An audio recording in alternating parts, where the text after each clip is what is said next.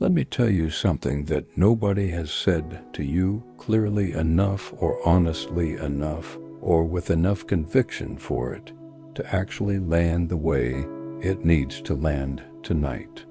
It was always you, not eventually you. Not you after you fix the thing you think needs fixing or heal the wound you think needs healing, or become the version of yourself you think you need to become before you are ready. You, right now, exactly as you are, carrying what you are carrying, having been through what you have been through, still standing because you are still standing, which is itself the evidence you are the one this moment was always going to belong to. And I know some of you heard that and immediately started looking for the asterisk, the fine print, the part where it says except for people like me, because of this specific thing about my situation. I see you. I know that move. And we are going to talk about that tonight too. Because one of the most creative things human beings do, and I say this with genuine affection, is find increasingly sophisticated reasons why the thing that is true for everyone else is somehow not true for them specifically.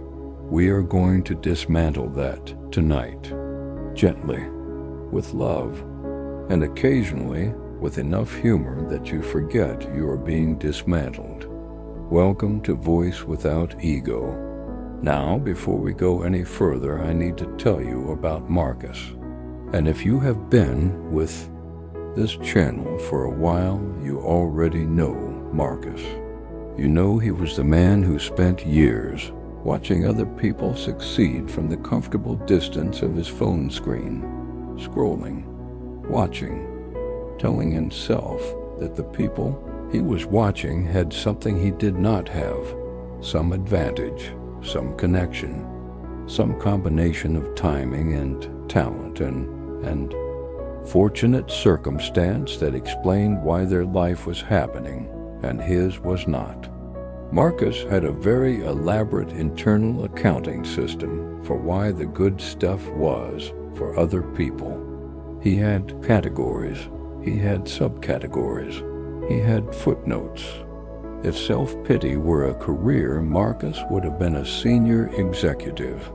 And I say that with love because most of us have had a season of being Marcus.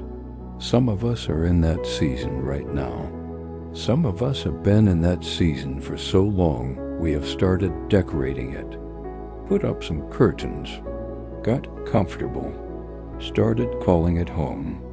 And the problem with decorating your limitations is that a decorated limitation is still a limitation.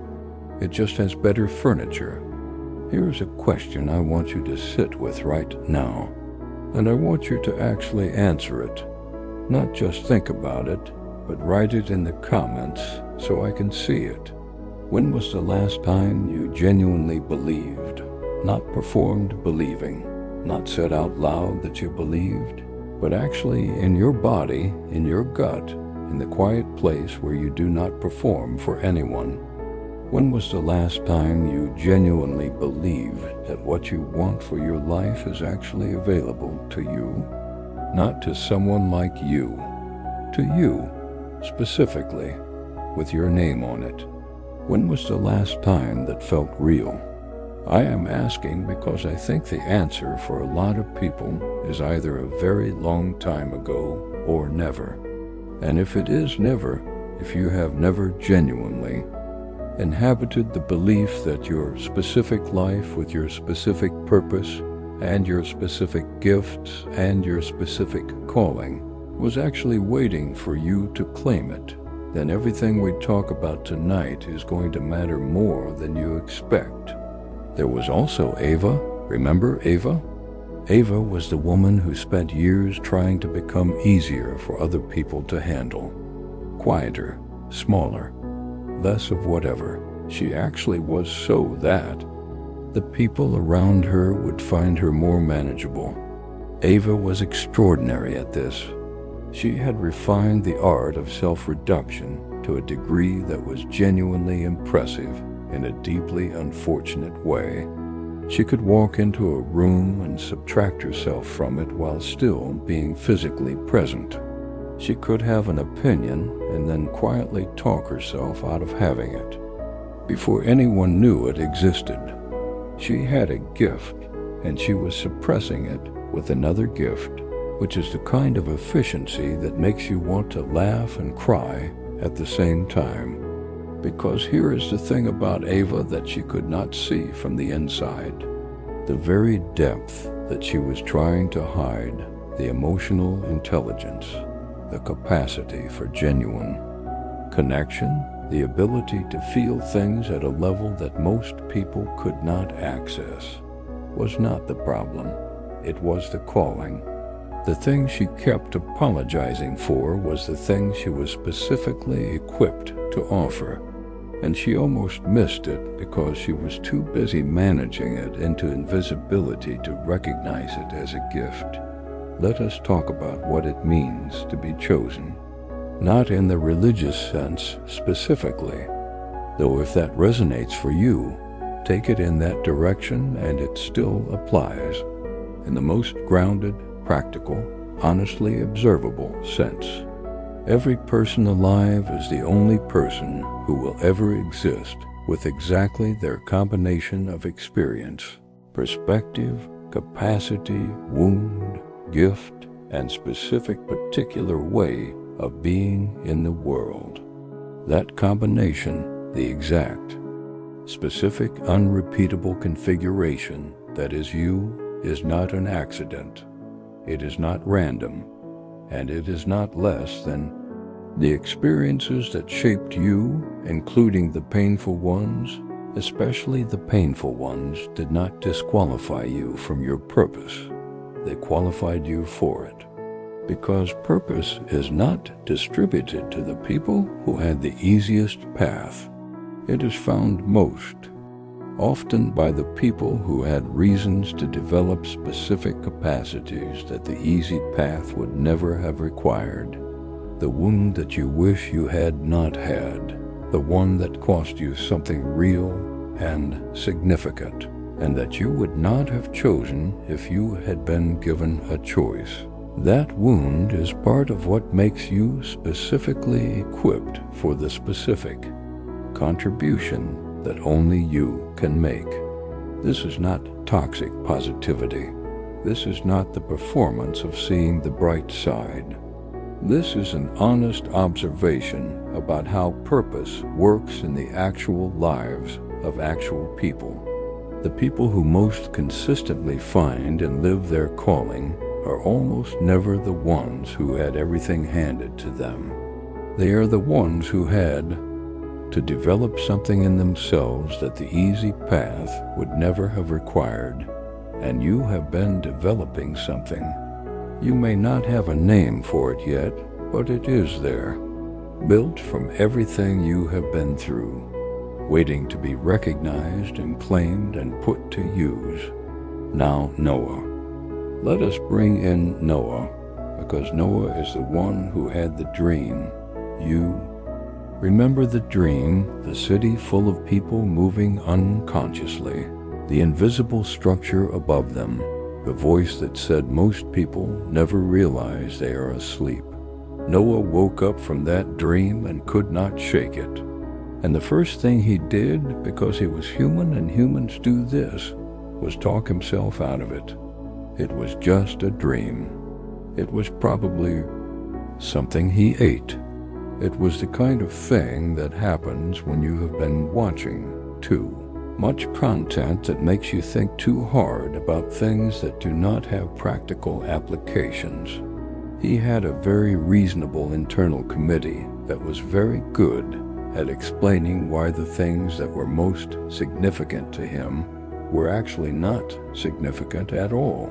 And this committee, this very reasonable, very articulate, very well-meaning committee of internal voices whose job was to keep him safe by keeping him small, almost convinced him that the dream was nothing, almost got him back on the couch scrolling, almost, but something would not let it go. Some part of him, quieter than the committee, but more persistent, kept returning to the question, what if it was not nothing? What if the thing you are trying to explain away is the thing you are supposed to pay attention to? What if the voice in the dream was telling you something real? And I want to ask you something directly. What is the thing in your life right now that you're very reasonable? Internal committee is trying to explain away? What is the quiet, persistent thing that keeps returning, regardless of how many sensible reasons you find to ignore it? That thing, that specific thing that is worth examining tonight. Here is where I need to bring some levity, because we have been in the deep end for a while, and I want to make sure you are still breathing. Let me tell you about the moment Marcus decided to change his life. It was not a dramatic moment. It was not a sunrise epiphany or a near-death experience or a conversation with a mentor who said exactly the right thing. It was a Tuesday. He was sitting on his couch eating cereal, not even good cereal, the kind that tastes like cardboard that someone drew a picture of fruit on. And he looked at his phone and saw someone from his high school who he knew for a fact had been less capable than him in every measurable academic category, announcing that they had just launched their third business. Their third, Marcus, who had not launched his first, and he had two possible responses. He could spiral into the specific kind of social media-induced despair that makes you feel bad about yourself while also being unable to put the phone down.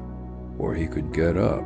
He sat there for a moment, looked at his cereal, looked at his phone, looked at his cereal again, and then, possibly because the cereal was genuinely that bad, he got up, not dramatically, not with a speech. He just put the bowl in the sink and said, out loud to his empty apartment, all right, let us try something different. And his cat looked at him from across the room with the specific expression that cats have that communicates complete indifference, while also somehow implying they knew this was coming. And Marcus started, not perfectly, not with a plan, just started. And starting, messy, imperfect, serial-adjacent starting, turned out to be the thing that the whole preceding chapter of his life had been preparing him for without his knowledge. You were chosen for something specific, and I want to be precise about what that means and what it does not mean. It does not mean your life will be easy. It does not mean the path will be clear, or the obstacles will disappear, or the people who doubted you will suddenly see what they missed and come back to apologize in a satisfying and cinematic way. That last one in particular, I know some of us have been waiting for that, and I want to gently suggest that it may not come in the form we have been imagining, and that is actually okay. What being chosen means, in the most honest, grounded, practical sense, is that there is a specific contribution that only you are positioned to make, a specific kind of help that only you are equipped to offer, a specific version of showing up in the world that only you can do, because only you have your exact combination of everything. And that contribution, whatever form it takes, however different it might look from what you imagined your purpose would be, is needed. Actually needed, not in a flattering abstract sense. In a real, concrete, someone's life will be different because you showed up sense. The people who need what only you can offer cannot get it from anyone else, because anyone else would offer a different version, A version shaped by different experiences, different wounds, different gifts. And the version those people need is the one that is shaped by yours. Adrian. Let us talk about Adrian for a moment. Adrian was the man on autopilot, moving through the motions of a life that looked fine from the outside while feeling increasingly absent from the inside. And Adrian had a specific quality that is worth discussing tonight because I think a lot of people share it. He was very good at other people's lives. He was genuinely helpful, genuinely insightful, genuinely present when the people around him needed something. He could see clearly what his friends needed to do with their lives. He could identify the patterns that were holding them back. He could articulate with remarkable precision the exact thing someone else needed to hear to move forward. And then he would go home to his own life and completely lose that clarity. The insight that was so available for everyone else disappeared entirely when he turned it on himself. Does that sound familiar? That specific experience of being able to see everything clearly for everyone else while being somehow blind to your own situation. Comment below if you know exactly what I am talking about, because Adrian's gift, the thing that made him genuinely useful to the people around him, was the same thing he was not applying to himself. And the reason he was not applying it to himself was not because he lacked the capacity. It was because applying it to himself would have required him to actually do something about what he saw. And doing something was scarier than the autopilot. The autopilot was uncomfortable but familiar. The doing something was uncomfortable and unknown. And humans are very creative about choosing comfortable familiarity over uncomfortable possibility. Here is the comedy in all of this. And I mean comedy in the genuine sense, the kind that is funny because it is true.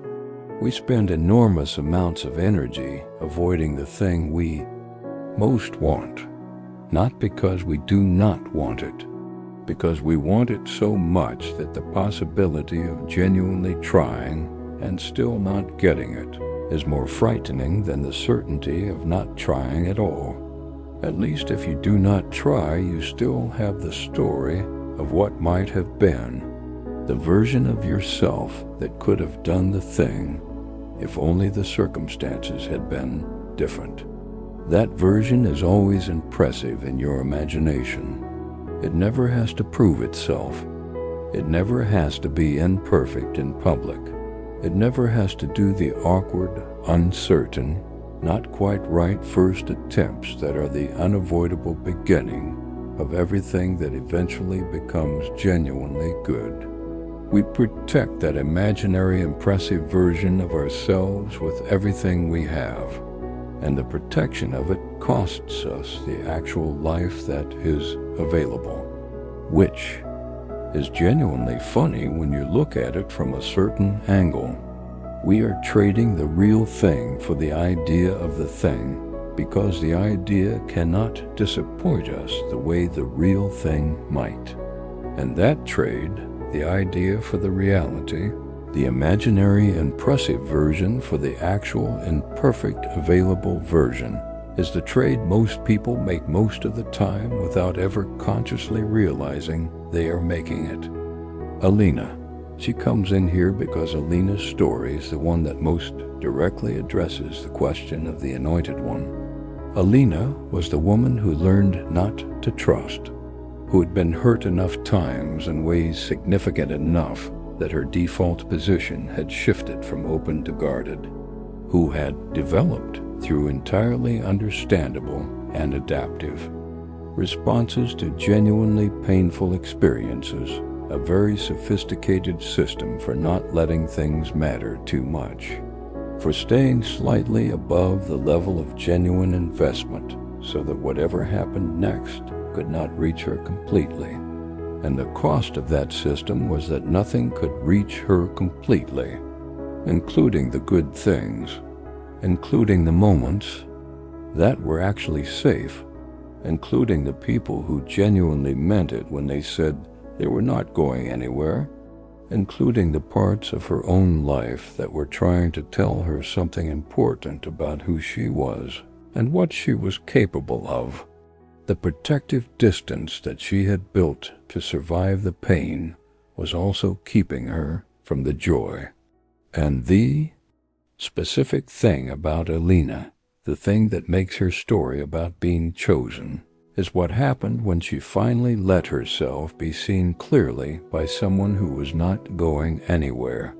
She did not become a different person. She became more completely herself.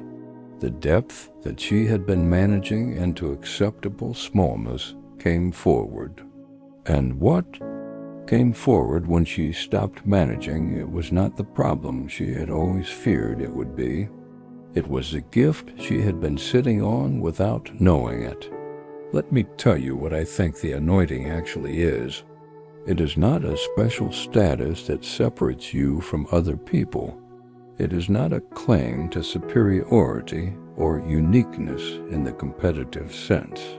It is the recognition, honest, grounded, practically significant, that you have been specifically equipped, that the sum total of your experience, the good and the painful, and the ordinary and the extraordinary, has produced a specific human being who is positioned to contribute something that nobody else is positioned to contribute in quite the same way. And that positioning, that specific location in the human story that only you occupy, is not an accident, and it is not a burden, and it is not evidence of favoritism toward you over anyone else. Because here is the thing. Everyone is the anointed one for their specific contribution. Everyone is the only person who can live their specific life and offer their specific gifts and reach the specific people who need exactly what they have. The anointing is not scarcity. It is not a competition where only some people have it and others do not. It is the simple, honest, extraordinary truth that every person alive is irreplaceable in the most literal possible sense, that the specific configuration of who you are cannot be duplicated or replaced or adequately substituted by anyone else, and recognizing that truly, in your body, in your gut, in the place where you do not perform for anyone, changes something about how you move through the world. Here is your next comment question. And this one I really want you to think about carefully. What is the specific gift, the specific capacity or perspective or ability or quality that people in your life have benefited from without you fully recognizing it as a gift? What is the thing you do, or the way you show up, or the quality you bring that people have been grateful for that you have been dismissing as ordinary? Because I want to tell you something about that thing. It is not ordinary. It only feels ordinary to you because it is yours, because you have always had it, because you cannot see the contrast between the world with it and the world without it the way the people who have benefited from it can. What is it? Tell me in the comments. Marcus eventually launched something. Not the grand thing he had imagined launching when he thought about launching things. Something smaller, something more specific, something that came directly from the experience he had, the specific particular, frustrating, illuminating experience of feeling stuck and watching other people move and trying to figure out the gap between them. He launched something for people in exactly that situation, because he knew that situation from the inside in a way that someone who had never been stuck could not know it. And the people who found it said, This is the first thing I have encountered that actually describes what this feels like from the inside, not from the outside looking in, from the inside, and that the specific quality of being seen accurately from the inside was only available from Marcus, because only Marcus had been that specific kind of stuck in that specific way and done the work of understanding it honestly enough to speak about it. From the inside, his wound became the credential, the thing he was most ashamed of. The years of scrolling and comparing and not starting became the thing that made him specifically equipped to reach people in exactly that place, not despite the stuck years, because of them. The only, the true anointed one. Let us sit with those words for a moment without being weird about them.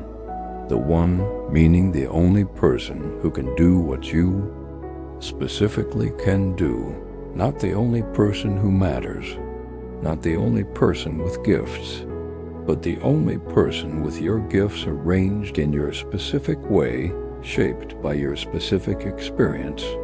The only. Not lonely, though it can feel lonely sometimes, being the only person who sees the world from exactly where you stand, but singular, irreplaceable in the technical sense. The thing that only you can offer cannot be gotten from anyone else. And the true, meaning genuine, actual, not performed, not the version of yourself you constructed for external approval, the real one, the one that existed before the world told you who to be, and the one that is still there underneath everything the world has layered on. Top and anointed, meaning set apart for a purpose, equipped for a specific contribution, not better than set apart for. There is a difference. Anointing, in the truest sense, is not about elevation above others. It is about direction toward something, a specific calling toward a specific contribution, and yours, whatever form it takes, however different it might look from what you imagined, is real. It is specific, and it has been waiting for you to claim it. Let me bring Ava back for a moment because her story has a specific turn that belongs here. Ava reached a point, after enough quiet evenings alone and enough honest conversations with herself that she had been avoiding for years, where she made a decision, not a dramatic decision, a quiet one. She decided that she was going to stop apologizing for the depth, stop managing it, stop arriving in rooms already reduced. And the first time she tried this, it was uncomfortable in the specific way that doing something differently after doing it the same way for a long time is always uncomfortable. She stated an opinion clearly, without the layers of hedging and softening she usually wrapped opinions in. And the room did not end. The people did not recoil. The specific catastrophe she had been bracing against did not materialize. What happened instead was something she had not fully anticipated. The people who were worth keeping responded to the real version of her with a quality of genuine engagement that the managed version had never produced. Because the managed version, however carefully constructed, was not actually Ava. And people can feel the difference between being in the presence of someone's real self and someone's performance, even when they cannot name the difference, even when they are not consciously aware of it. The real thing lands differently, connects differently, means something different. And Ava's real thing, the depth she had been apologizing for, turned out to be exactly what the people who were meant to be in her life had been hoping to find. You are not waiting to become the one. You already are. I want to say that simply and directly without dressing it up. You are not a future version away from being the person whose life this actually is. You are not a healed version away from deserving what you want. You are not a more accomplished, more together, more externally validated version away from being worth taking seriously. You are the one right now, in this specific moment, with this specific set of everything, and the contribution you are here to make, whatever form it takes, however it unfolds, however different it might look from what you imagined, can only begin from where you actually are, not from where you plan to be, not from the version of yourself you are working toward, from here, from now, from the real existing actual you who is listening to these words in this moment. That is the starting point. That is the only available starting point, and it is enough. It has always been enough. The anointing was never waiting for you to be ready. It was waiting for you to begin. Noah eventually stopped explaining the dream away. He stopped listening to the very reasonable internal committee and started listening to the quieter thing underneath it. And what he found when he listened to the quieter thing was not a grand plan or a clear roadmap or a detailed set of instructions for what to do next. What he found was simpler than that and more important than that. He found a direction, a genuine, felt, internally real sense of the direction his life was supposed to be moving. Not the destination, not the end point, the direction. And he took one step in that direction, just one, without waiting for the plan to be complete, or the fear to be resolved, or the committee to approve the decision. One step, and the one step made the next step visible in a way that no amount of planning from the standing still position had ever managed to make it visible, because that is how direction works.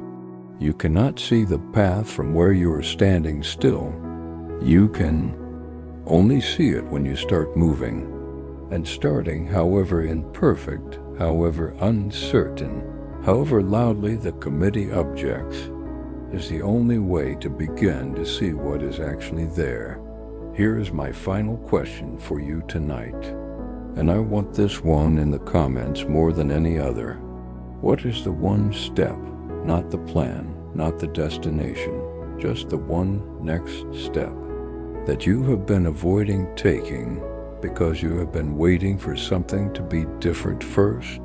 What is the step that the real version of you, the anointed one, the one who was always going to be the person this moment belongs to, would take if they stopped waiting?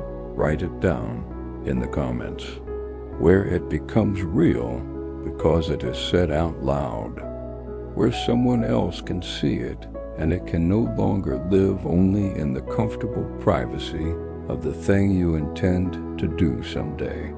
What is it? What is the step? Because I genuinely believe that the person who writes that step in the comments tonight is closer to taking it than they were before they wrote it. And taking it, however imperfect, however uncertain, however much the internal committee objects, is the only way to find out what was always waiting on the other side of it. It was always you, before you knew it, before you believed it, before the evidence showed up to confirm it, before the people around you saw it, before you stopped apologizing for it. It was always you, the one, the only, the true anointed one. Not because you are without flaw or wound or the ongoing need to grow and heal and become, but because you are the only person alive with your specific everything, and your specific everything, all of it, including the parts you wish were different, is exactly what is needed for the specific contribution that only you can make. Stop waiting to be chosen. You already were. A long time ago, before you were ready, before you were healed, before you were ready to hear it, you were chosen. And the life that is waiting for you, the one that has your name on it, that was always going to belong to you, is available right now, from exactly where you are, as exactly who you are. Stop waiting. Start walking. It was always you. This is voice without ego. Heal quietly. Rise powerfully. And remember, you were never waiting to become the one. You already were.